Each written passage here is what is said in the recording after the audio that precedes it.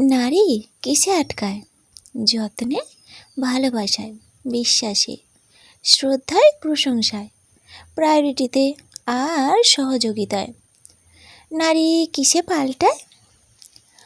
অমানবিকতায়, অবহেলায়, অশ্রদ্ধায়, অবিশ্বাসে, অসহযোগিতায়, অত্যাচারে, নির্যাতনে, নিপীড়নে, মানসিক বৈকল্যে। নারী ভালোবাসার কাঙাল, তাকে ভালোবাসা দিন, সে তার পুরো পৃথিবী আপনাকে দেবে।